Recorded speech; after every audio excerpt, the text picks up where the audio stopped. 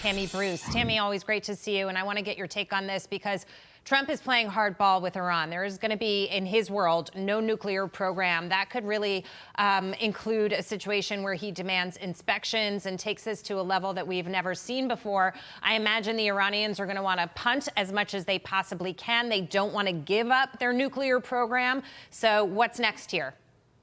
Well, look, this is the beginning of the dynamic that Iran is finally seeing with President Trump back in office. It's the maximum pressure campaign that they're familiar with, of course, and it works. And it especially works because the world knows that President Trump means what he says, and he acts on those things. It's a very simple request, as he noted in that clip that you played, that they just can't have the nuclear weapon. So this meeting that is happening on Saturday is just a meeting. It's not negotiations. It's really a dynamic to find out exactly what they're willing to do, making sure they know where we stand, and moving on from there. But there is no question here, and the president's made it very clear, that this is something that is unacceptable. It is not a request. It's not a suggestion.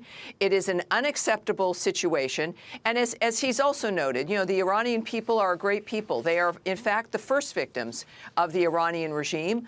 And I think that the world wants this to end. We know that he has committed his administration, his term, to world peace.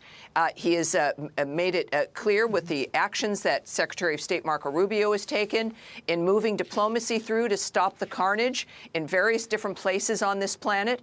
So his administration, the United States, is taking the lead. But the core of the problem in the Middle East is the terrorist regime, the world's largest state sponsor of terror, which is Iran. And he is determined to make sure they don't get the nuclear bomb or to continue to be such a threat to human life in that region, certainly and around the world. Tammy, what is unmistakable is the transparency of this, that we are going to have a discussion with Iranian officials on Saturday.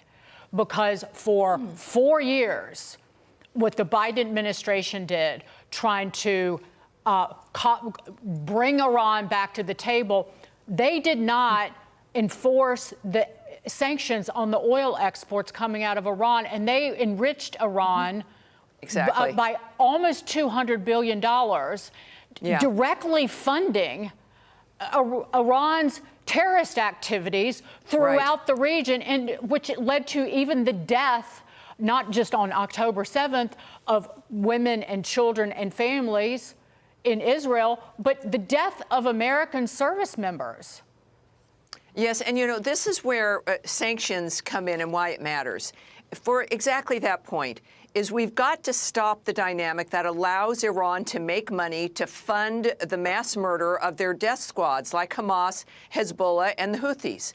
That there's got to be a price to pay. So we have sanctions on individuals, on companies out of China that do work and participate in moving Iranian oil and purchasing oil. So this has got to stop.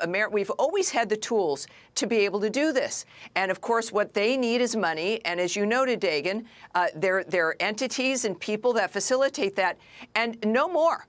There are going to be repercussions. There is going to be a price to pay that is not going to be enriching the Iranian regime to continue the reign of terror that they have applied throughout the Middle East and, frankly, the world. So those kinds of sanctions, while Americans, you know, might see it as kind of a technical dynamic, it really stops the flow of money to that regime. And as a result, for all of us who have loved ones in the military, it makes our military safer. It creates a dynamic where our allies feel safer, and that we have partners in this framework throughout the Middle East, all of whom want a peaceful life, want a future they can rely on.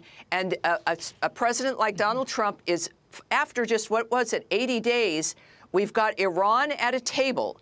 And that's, I think, what matters. And of course, they are there because they know that we're serious. Yeah, absolutely. And real quick, I just want to get your take on this before we let you go, Tammy.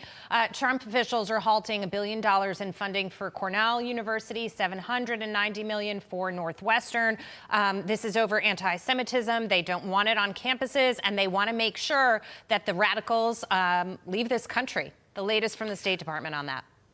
Right. Well, it sends a message, of course, that we do not accept bigotry and the discrimination and Jew hatred. This is based on Title VI, which allows for a removal of federal funding on the basis of discrimination that is occurring. And of course, this is the situation.